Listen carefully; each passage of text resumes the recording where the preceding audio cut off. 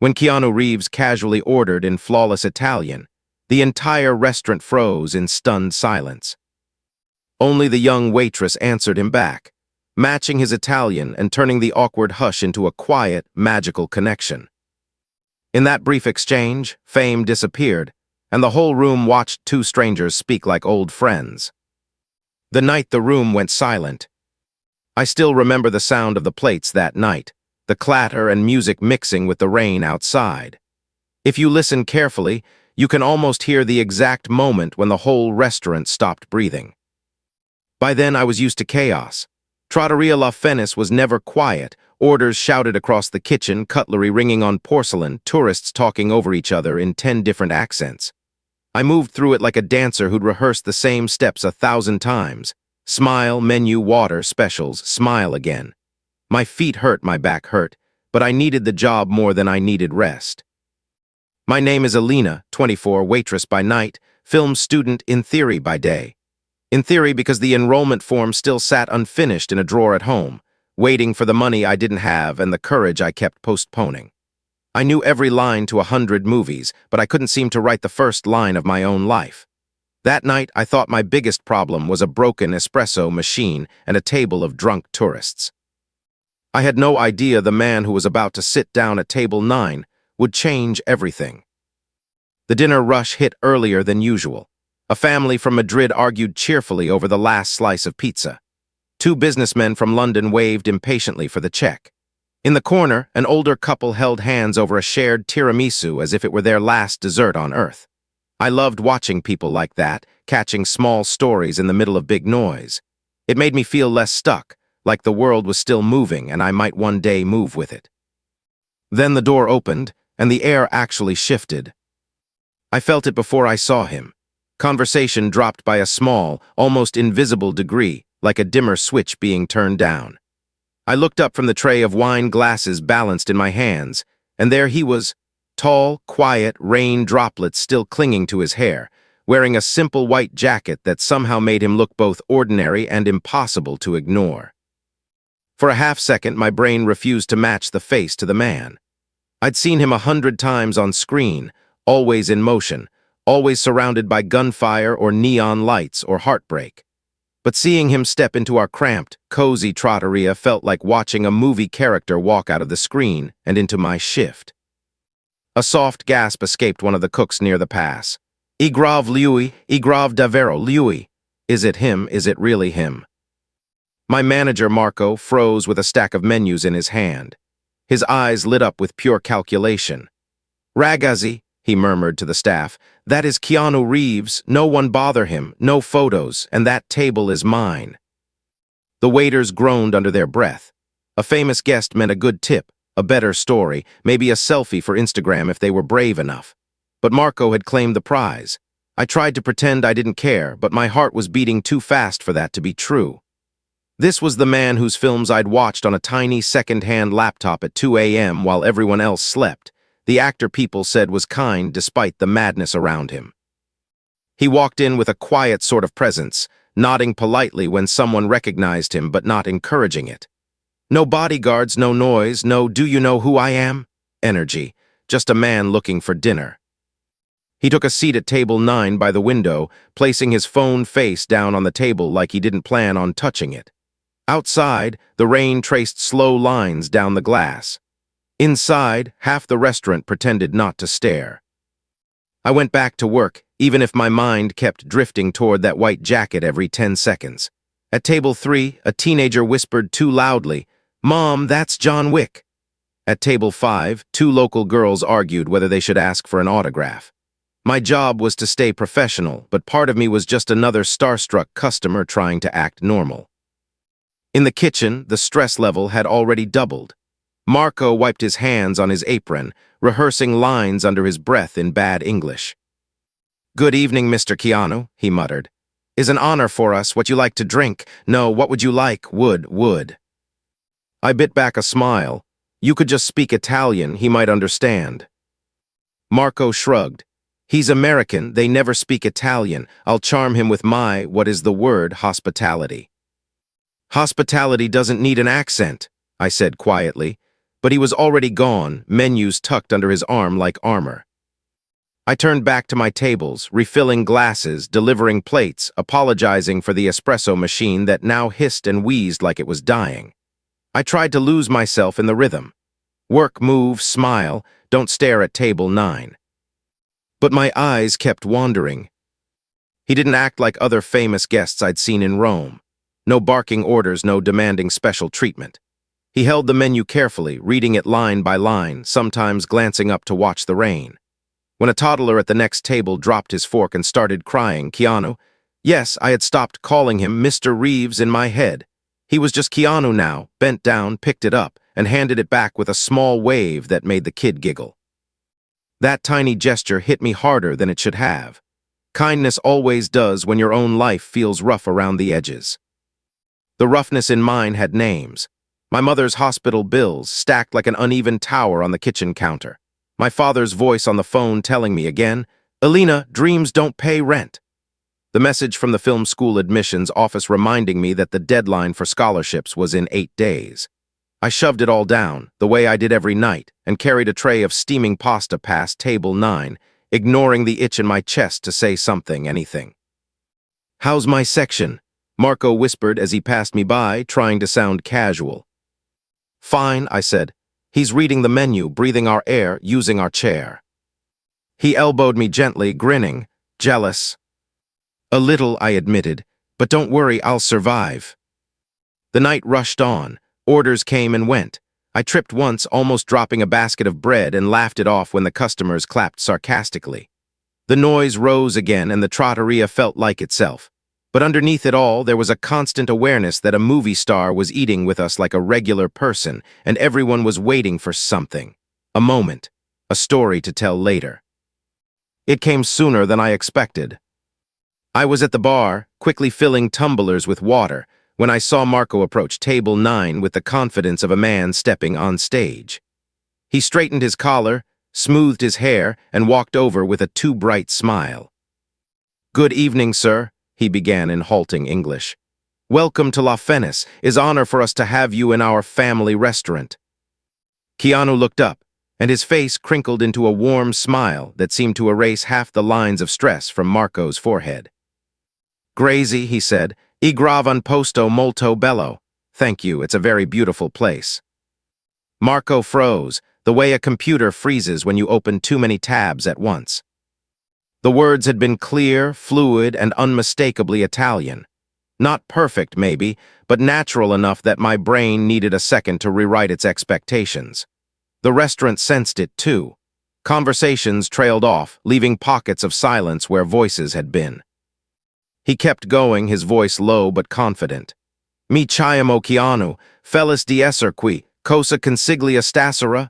"My name is Keanu, happy to be here. What do you recommend tonight?" Forks stopped halfway to mouths. A spoon clinked against a glass and then hung in the air. The sizzle from the open kitchen suddenly sounded way too loud. You could feel everyone listening without meaning to. Marco's English had been carefully rehearsed. His Italian, however, abandoned him at the exact moment he needed it. Yes," he said, nodding too fast. Yes, of course." He gripped the menus tighter. "Recommend we have pasta, many pasta is good." He switched to Italian again, but now it came out tangled. "Abbiamo e la pasta e carne e tutto e grave, molto, very," he added helplessly. I saw the confusion flicker for a heartbeat in Keanu's eyes, not judgment, just a kind of gentle patience. He slowed his speech even further, carefully choosing his words. "Capisco," he said, still in Italian. "Magari qualcosa di tipico romano, non troppo pesante." I understand, maybe something typically Roman, not too heavy. Nothing, no answer. Marco's mind had clearly gone blank. The silence spread like a ripple. At the neighboring tables, people tried not to stare and failed. A woman glanced at her boyfriend as if asking, "Is this happening?" Someone at the back coughed. A knife slipped and hit a plate with a jarring clang. I could see what was about to happen. That moment when admiration turns into awkwardness, when a kind gesture, the effort to speak your language, meets an empty space instead of welcome. My chest tightened. I hated that feeling. I knew it too well from my own life, all the times I'd tried to step up, only to be met with a shrug or a laugh. My hand tightened around the jug of water I was carrying. I wasn't even supposed to be at that table. Marco had made that clear. Don't interfere. Let me handle the VIP. But right then, watching my boss float helplessly in the silence he'd created, something inside me refused to stay quiet. Keanu's gaze drifted past Marco, scanning the room almost apologetically, as if he'd interrupted something instead of being the center of attention. For a fraction of a second, his eyes met mine. There was no movie star in that look. Just a tired man who had tried to be polite in a foreign country and was now watching everyone freeze. I knew what I should do. Mind my business, keep moving, don't risk my job. Instead, my feet were already walking toward table 9. Each step felt louder than it should have, like the floorboards were making an announcement. My heart pounded in my ears. What if Marco yelled at me? What if I embarrassed myself? What if I mixed up my words and turned this into an even bigger disaster? I reached the table and set the water down with hands that somehow stayed steady, even while the rest of me shook. I took a breath, the kind you take before jumping off a cliff you never planned to climb. And in clear, careful Italian, I opened my mouth to answer the one man in the room who had dared to speak our language. The question in his eyes. Cassio e Pepe is our soul here, I thought, so I led with that. Si vuol qualcosa di davvero romano, le consiglio la Cassio e Pepe, I said, my voice steadier than my heartbeat. If you want something truly Roman, I recommend the Cassio e Pepe. I grave semplice, ma quando I grave fatta bene sembra magia. It's simple, but when it's done right, it feels like magic. The tension in his shoulders eased just a little. He looked at me, really looked, and his smile turned warmer, more personal. La magia mi serve, he answered softly. I could use some magic. A quiet ripple of surprised laughter moved through the nearby tables. It wasn't mocking, it was relief. Someone had finally picked up the thread he'd been trying to offer. I slipped into the rhythm of it before I had time to be scared. I told him about the carbonara, how our chef refused to use cream, perché I grave un crimine, because it's a crime. I warned him that the amatriciana might ruin him for every other place in Rome.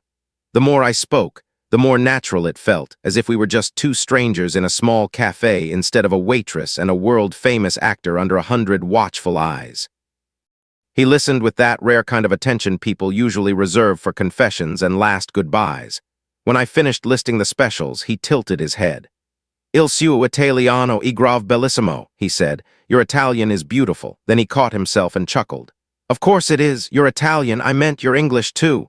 He switched languages smoothly, and his accent wrapped around my name like he'd been saying it his whole life. You speak both very well, Elena. I learned a lot of English from movies, I admitted, feeling my face flush. Subtitles late at night, sometimes your movies, actually. For a second, the noise of the restaurant faded, replaced by the strange intimacy of that admission. I'd never said that to anyone before. It sounded silly out loud, like a child's secret. But his expression didn't change to amusement or distance. Instead, something in his eyes softened, as if the words had reached a place inside him that cameras and red carpets never touched. Movies can be good teachers, he said quietly, if they're honest. Behind me, a throat cleared, sharp, impatient. I didn't have to turn to know it was Marco. Elena, he said, forcing a smile that didn't touch his eyes. I asked you to cover table 4, remember? I am with this table. I straightened, the instinct to apologize already halfway to my lips. Old habits. Stay small, don't make trouble, don't get between your boss and his ego. But before I could speak, Keanu glanced at Marco, then back at me. She was helping, he said gently, still in Italian, and doing it very well. Marco's jaw tightened. Compliments were supposed to flow toward him tonight, not around him. Certo, he replied, words clipped. She's a good girl, just busy, molto impegnata. He looked at me, the message clear, back off. I should have stepped away. It was the safe move, the smart one, the move that meant keeping my job and my already fragile sense of stability. I took a small step back, tray pressed to my side, swallowing down the familiar sting of being told, without the words, to know my place. That was when the first phone went up. At a table near the window, a guy in his 20s, hair styled like he'd spent more time on it than on his day's decisions, lifted his phone and started recording openly. No attempt at subtlety, no respect, just the hungry look of someone who smelled views and likes before the food even arrived. His friend leaned across the aisle, grinning too wide. "Hey, John Wick," he called out in accented English. "Say something for my TikTok man." The restaurant's hush snapped into something sharper. A few people frowned. Others pretended not to notice while obviously noticing. Marco froze, eyes ping-ponging between the influencer boys and the most important customer he'd had in years. Keanu gave a small, polite smile that didn't quite reach his eyes. "I'm just having dinner," he said softly. "Would rather keep it quiet if that's okay." The friend laughed, waving him off like a shy child. "Come on, just 10 seconds. My followers will go crazy. I'll tag the restaurant," he added, turning the phone toward Marco like it was a bribe. "Free publicity, Sai." Marco hesitated. I saw every calculation cross his face, the kind that had nothing to do with kindness and everything to do with numbers.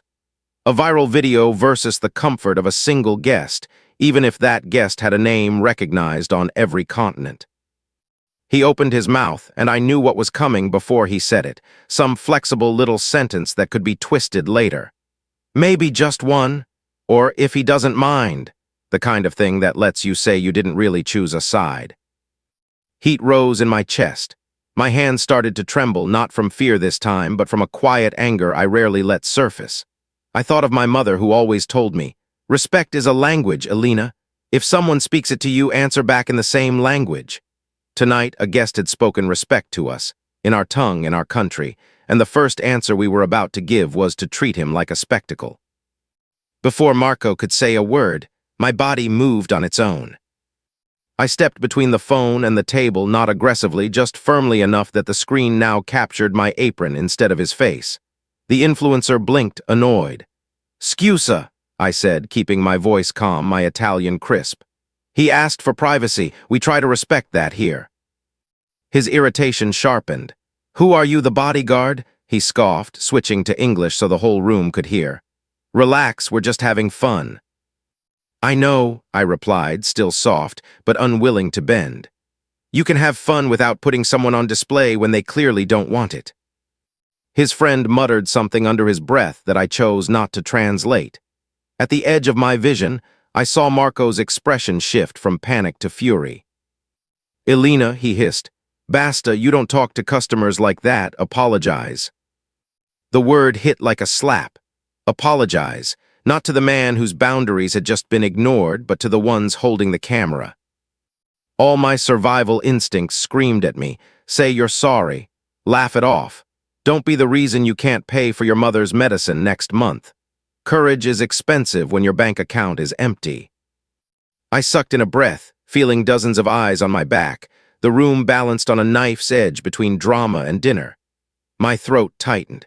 If I turned around now and mumbled an apology, this moment would vanish like steam from hot pasta. Just another time I swallowed what I knew was right because it was inconvenient. Then I heard his chair move. Keanu stood, slow and unhurried, as if he had all the time in the world and nothing to prove. The room seemed to fold inward around him.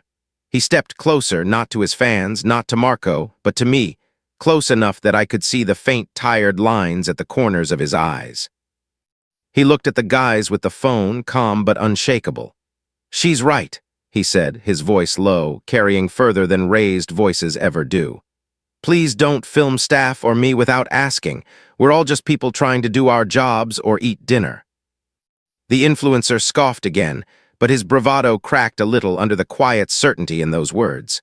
A few people at other tables nodded, murmuring agreement. One woman near the door put her own phone face down, almost guiltily. Marco's anger battled with his survival instincts and lost. He plastered on a fake laugh. "Misunderstanding, misunderstanding," he said quickly. "Everyone relax, enjoy, no problem." But there was a problem. I could feel it thrumming in the space between me and my boss. He saw defiance.